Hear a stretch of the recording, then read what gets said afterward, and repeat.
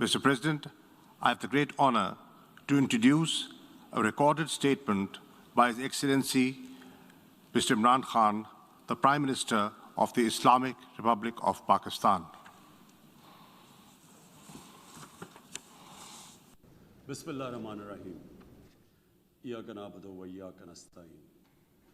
Mr. President, I congratulate you on assuming the presidency of the 76th session of the General Assembly. I also wish to express appreciation for the significant achievements of your predecessor, Volkan Bozkır, who guided the Assembly skillfully under the difficult circumstances imposed by the COVID-19 pandemic. Mr. President, the world is facing triple challenge of the COVID-19, the accompanying economic crisis, and the threats posed by climate change.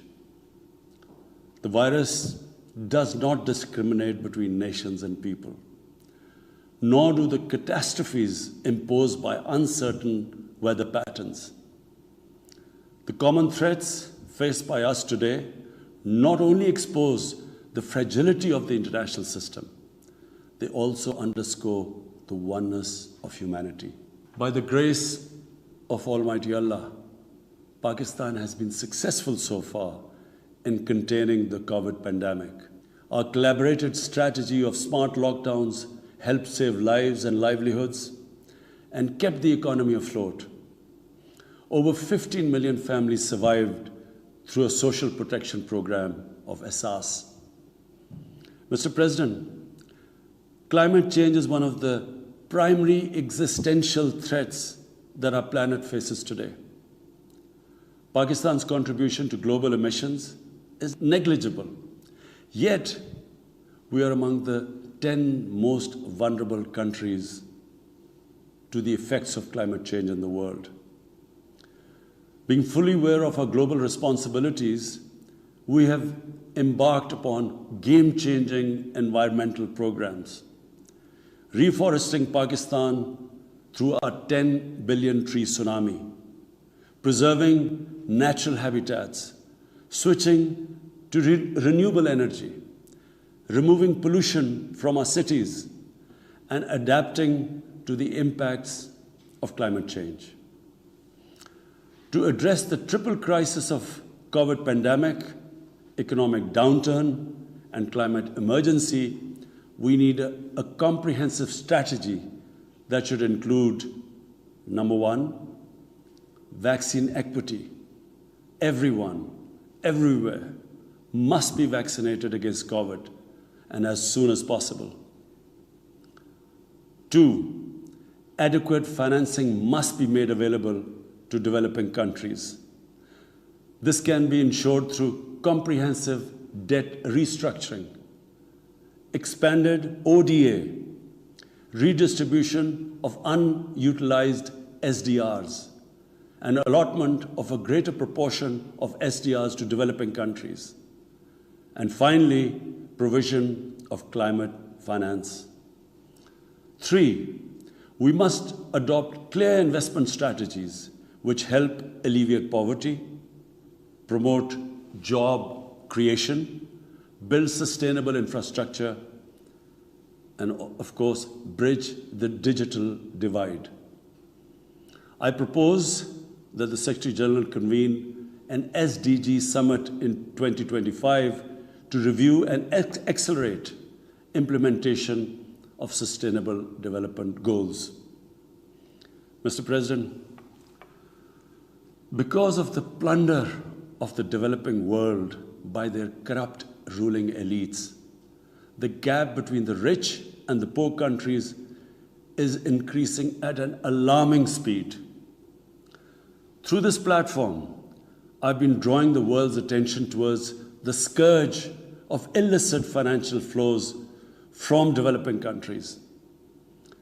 The Secretary General's high-level panel of financial accountability, transparency, and integrity, called the FACT-I panel, has calculated that a staggering $7 trillion in stolen assets are parked in financial haven destinations.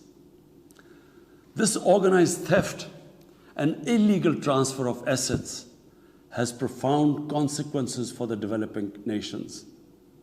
It depletes their already meager resources, accentuates the levels of poverty, especially when laundered money puts pressure on the currency and leads to its devaluation.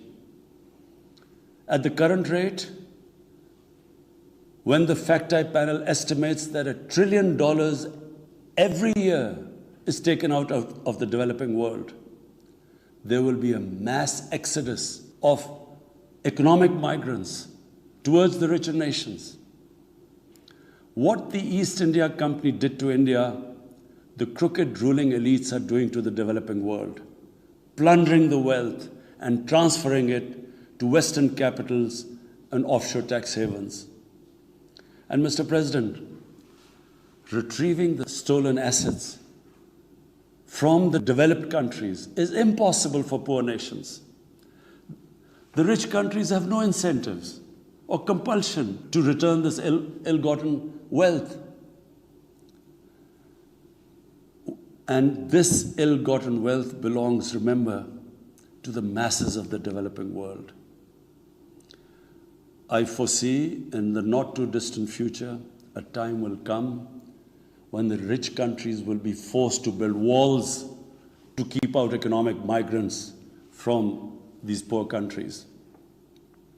I fear a few wealthy islands in the sea of poverty will also turn into a global calamity like climate change. The General Assembly must take steps meaningfully to address this deeply disturbing and morally repugnant situation, naming and shaming the haven destinations and developing a comprehensive legal framework to halt and reverse the illicit financial flows are most critical actions to stop this great economic injustice. And at a minimum, the recommendations of the Secretary General's Fact-I panel should be fully implemented. Mr. President, Islamophobia is another pernicious phenomenon that we all need to collectively combat. In the aftermath of the 9/11 terrorist attacks, terrorism has been associated with Islam by some quarters. This has increased the tendency of right-wing, xenophobic and violent nationalists, extremists and terrorist groups to target Muslims. The UN Global Counter-Terrorism Strategy has recognized these emerging threats. We hope the Secretary General's report will focus on these new threats of terrorism posed by Islamophobes and right-wing extremists. I call on the Secretary General to convene a global dialogue on countering the rise of Islamophobia. Our parallel efforts at the same time should be to promote interfaith harmony, and they should continue. Mr. President, the worst and most pervasive form of Islamophobia now rules India. The hate-filled Hindutva ideology propagated by the fascist RSS BJP regime has unleashed a reign of fear and violence against India's 200 million Muslim strong community. Mob lynching by cow vigilantes, frequent pogroms such as the one in New Delhi last year, discriminatory citizenship laws to purge India of Muslims, and a campaign to destroy mosques across India and obliterate its Muslim heritage and history are all part of this criminal enterprise. New Delhi has also embarked on what it ominously calls the final solution for Jammu and Kashmir dispute. It has undertaken a series of illegal and unilateral measures in occupied Jammu and Kashmir since 5th August 2019. It has unleashed a reign of terror by an occupation force of 900,000. It has jailed senior Kashmiri leadership, imposed a clampdown on media and internet, violently suppressed peaceful protest, abducted 13,000 young Kashmiris and tortured hundreds of them. It has extrajudicially killed hundreds of innocent Kashmiris in fake encounters and imposed collective punishments by destroying entire neighborhoods and villages. We had unveiled a detailed dossier on gross and systematic violations of human rights by the Indian security forces in occupied Jammu and Kashmir.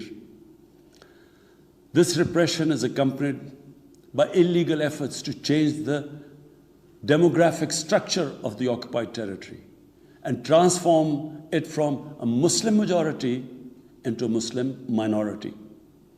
Indian actions violate the resolutions of the United Nations Security Council on Jammu and Kashmir.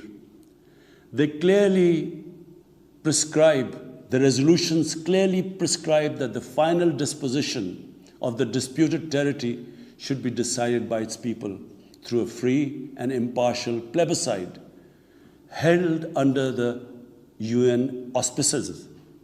India's action in occupied Jammu and Kashmir also violate international human rights and humanitarian laws, including the 4th Geneva Convention, and amount to war crimes and crimes against humanity.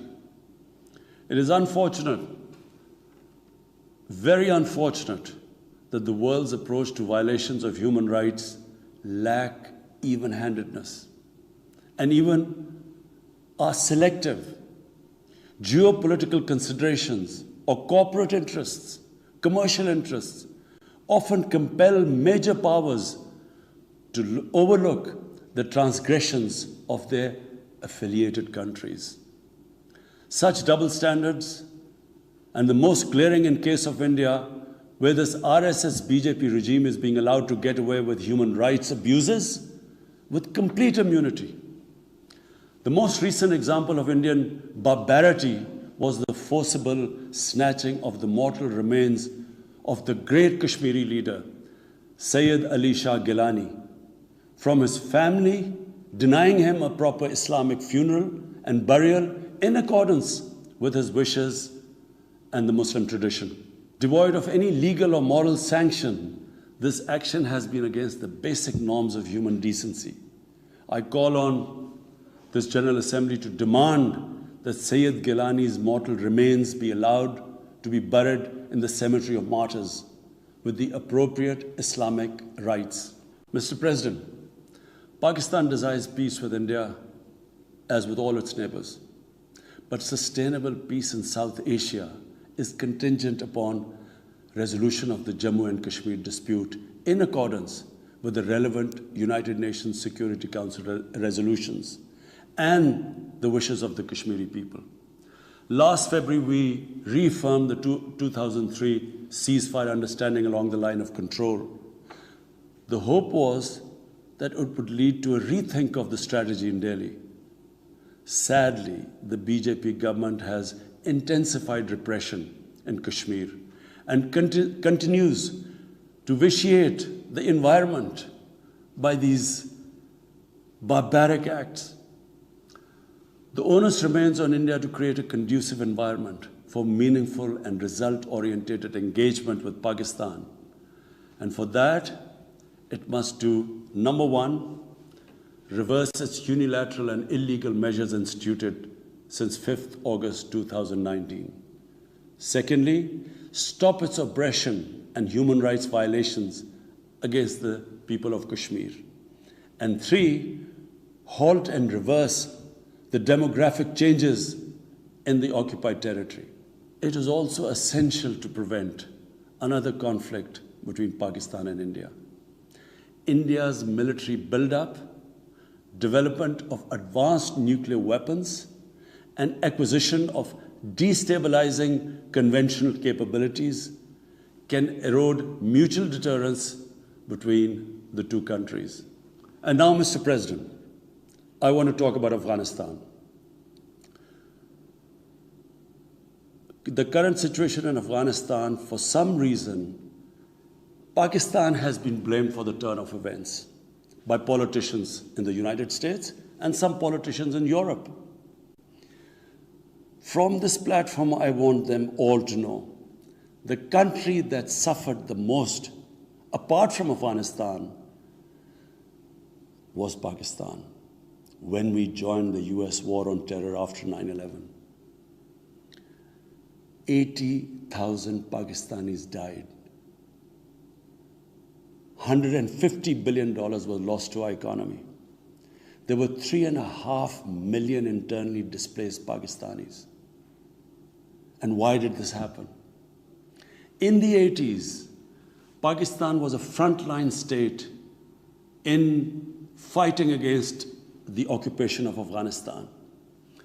Pakistan and the United States trained mujahideen groups to fight for the liberation of Afghanistan. Amongst those mujahideen groups were Al-Qaeda, were various groups from all over the world. They were mujahideen, Afghan mujahideen. These were considered heroes.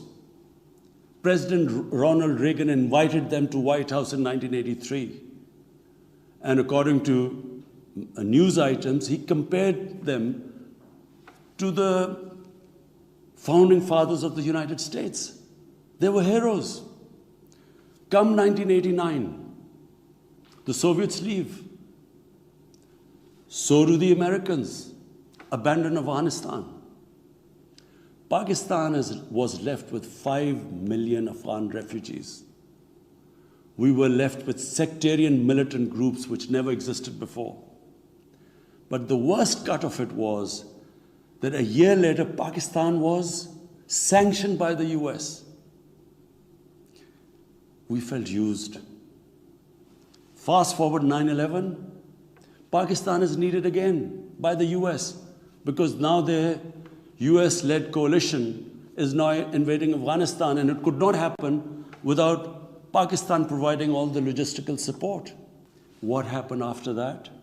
The same mujahideen that we had trained that fighting foreign occupation was a sacred duty, a holy war or jihad, they turned against us. We were called collaborators. They declared jihad on us. Then all along the tribal belt bordering Afghanistan, the Pakistan semi-autonomous tribal belt, where no Pakistan army had been since our independence, they had strong sympathies with the Taliban, Afghan Taliban, not because of their religious ideology, but because of Pashtun nationalism, which is very strong. Then there were 3 million Afghan refugees still in Pakistan, all Pashtuns, living in camps, 500,000, the biggest camp, 100,000 camps. They all had affinity and sympathies with the Afghan Taliban. So what happened? They too turned against Pakistan. For the first time, we had militant Taliban in Pakistan. And they too attacked Pakistan government. When our army went in the tribal areas for the first time in our history, whenever an army goes into civilian areas, there's collateral damage.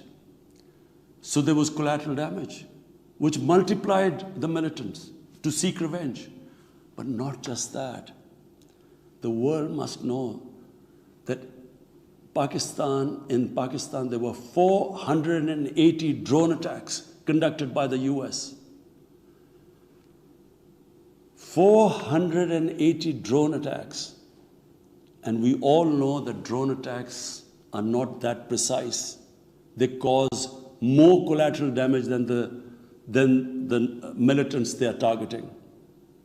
So, who did the people whose relatives were being killed? Who did they seek revenge? Against Pakistan. Between 2004 and 2014, there were 50 different militant groups attacking the state of Pakistan. At one point, people like us were worried that will we survive this? There were bombs going all over Pakistan.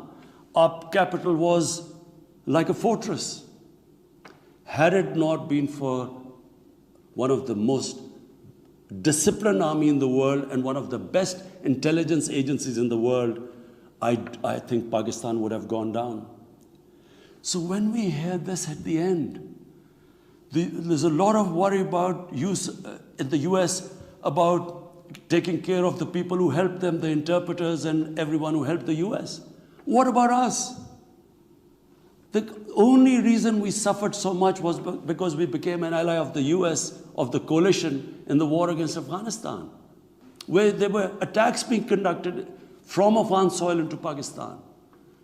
At least there should have been a word of appreciation. But rather than appreciation, imagine how we feel when we are blamed for the turn of events in Afghanistan. After 2006, it became apparent to everyone who understood Afghanistan's history that there would be no military solution in Afghanistan. I went to the US, I spoke to think tanks, I met at the time Senator Biden, Senator John Kerry, Senator Harry Reid. I tried to explain to them that there would not be any military solution and political settlement was the way to go forward. No one understood then. And unfortunately, in trying to force a military solution is where US went wrong. And if today,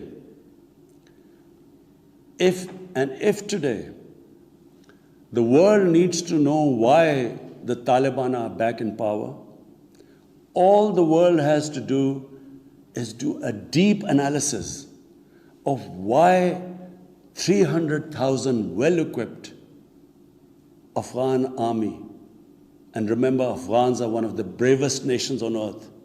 Why did this 300,000 Afghan army give up without a fight? The moment a deep analysis of this is done, the world would know why the Taliban are back in power, and it's not because of Pakistan.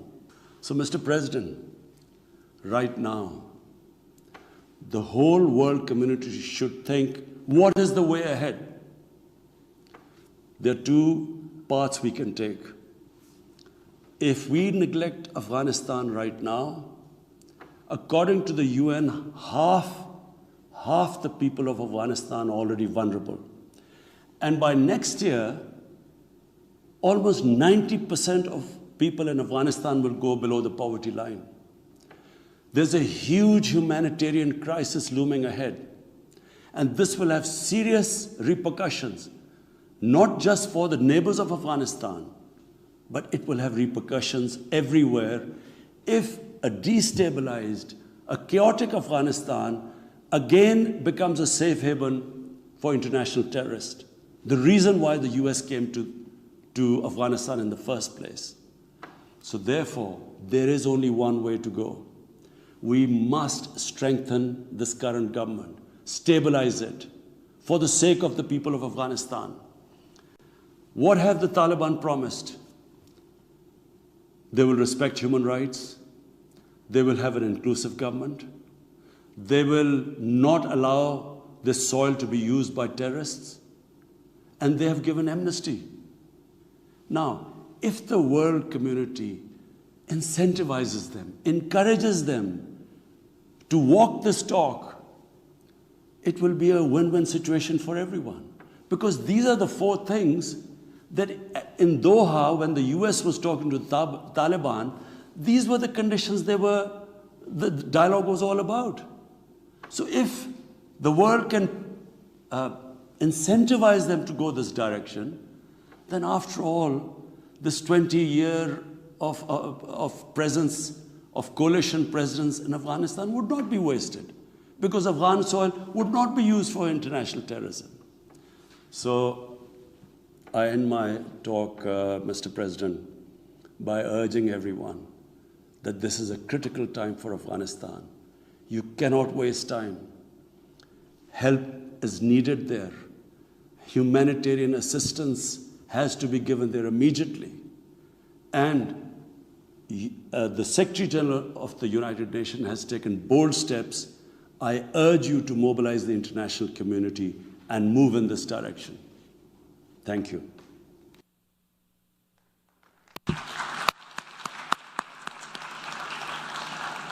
On behalf of the General Assembly, I wish to thank the Prime Minister of the Islamic Republic of Pakistan for the statement just made. The Assembly will hear an address by His Excellency Irakli Garibashvili, Prime Minister of Georgia. May I request protocol to escort His Excellency.